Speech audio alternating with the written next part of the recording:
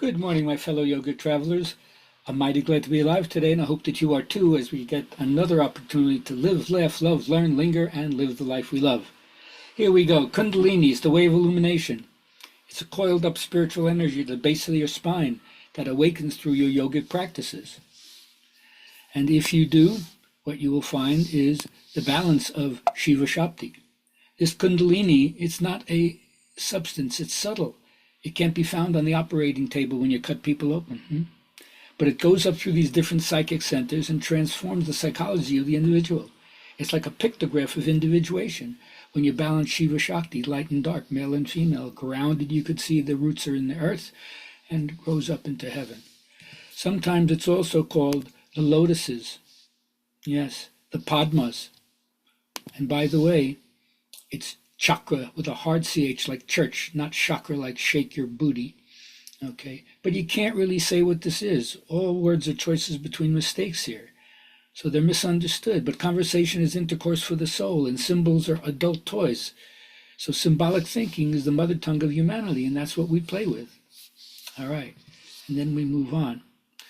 Now, the first chakra is Muladhara. It's like guardians, the dragons that drag on in your life. They guard the virgins in gold. They don't know what to do with it, but they hoard it. And this is the stage of what they call grim avidity. Grim avidity, just barely hanging on. Sorry about my technical lack of expertise here. Okay, grim avidity, barely hanging on.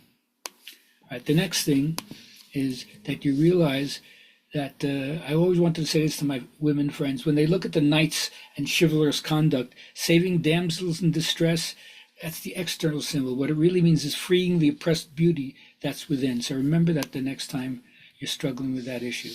Now, second chakra, Svadhisthana, the pleasure symbol. That's called her favorite resort. This is the associations with the erotic and enjoying yourself. Sex is the arm of life.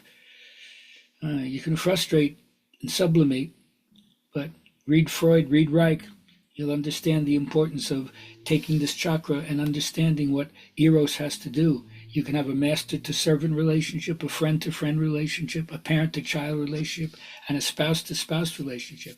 And ultimately, they say that the most challenging and daring one is the affair, the forbidden affair, because there you're willing to risk everything, your name, your reputation, your family, what other people think of you, in the madness of love, when you're gripped by the paroxysm of Cupid's arrow.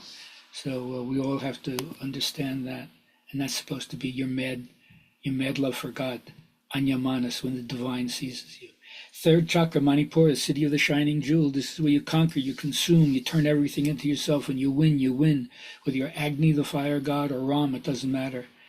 And you know, they say all dictators do something good. I don't know what Donald Trump has done good, but Genghis Khan exempted the poor from taxes, encouraged literacy, established free religion, a post office, which is why many joined this empire, if you can believe that. All right, but you have the power chakra, the struggle for who's ruling what, your ego or a higher power. Excuse me. The three temptations of Christ, as it says, he was led up into the spirit in the wilderness, 40 days, tempted by the devil. And of course, whenever you're about to reach a new state of consciousness, you always get challenged. So the first one was the tempter came to him and said, if thou be the Son of God, command these stones to be bread. And he answered, man does not live by bread alone, but every word that comes from the mouth of God. Then the second temptation took him up on top of the holy city, set him up on a pinnacle, and said, well, if you're the Son of God, cast yourself down, for it says he will bear you up and not let you dash your foot on a stone. But what did Jesus say to him? He said, do not tempt the Lord your God. And then the third one, he took him up to the top of a mountain and said, show him all the kings of the world, all the glories in them. All these things I will give to you if you bow down and bend the knee to me, kiss my ring. And Jesus said, get thee behind me, Satan. The Lord thy God is the only one who you should worship. And after that, the devil left him and the angels came and ministered to him. But it's not only in the Western tradition, the same symbols of Buddha. Right as he was about to get enlightened under the Bo tree, the tempter came to him to try to knock him off his perch. He sent his daughters of lust, desire, seduction. But there's no ego left in him to swing it all. So They faded away. Then the fear of death. If it wasn't sensual pleasure that got him, it was the fear of your non-existence.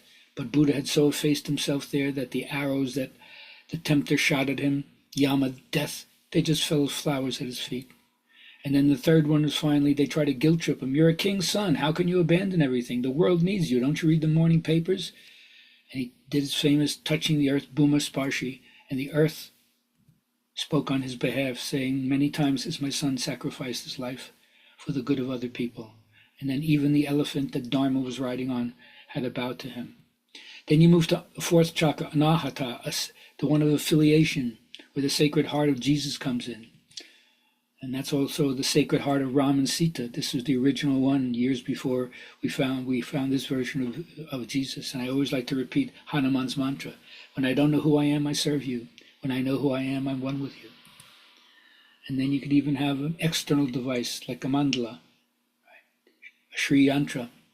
This symbolizes Anahata, the sound not made by two things striking together. Figure that one out.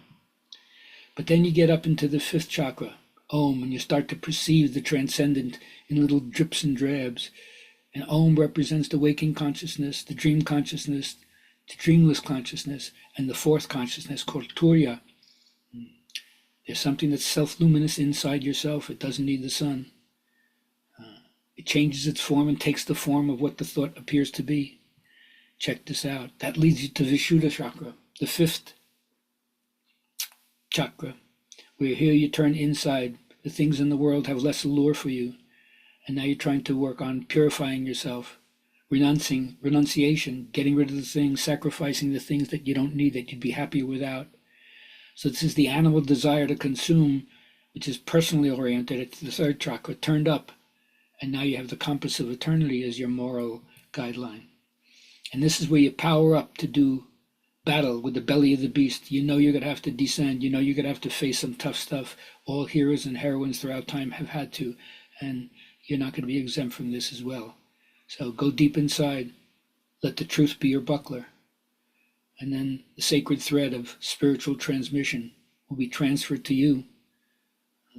Like they say, a lit candle lights an unlit candle. Now go thou and do likewise. And then you get to the Ajna chakra, the fifth chakra, the command center, the third eye, the inner guru. This is where your instinct has become super conscious, and now it's transcendental common sense, which we call intuition, the inner knowing. And that's where you start to behold the soul in its own essence. The moth is banging against the flame to try to get to the flame, but it sees the flame, or it sees the egg, what's about to be born, to break through the shell and come into the next level, which is perfectly designed to you as a new matrix for you to live in spirit. And that's where you hit the 1,000-petaled lotus, the Sahasrara, right? The bloom of proliferation, of brain creativity, all those unused portions now come to the fore. And now we develop a creative lifestyle, an artistic lifestyle, a beautiful lifestyle, a compassionate lifestyle, a peaceful lifestyle, a loving lifestyle, a serving lifestyle. And then there's fulfillment in that. And so that leads you to self-transcendence into the absolute. You go beyond yourself into the greater good, the public good.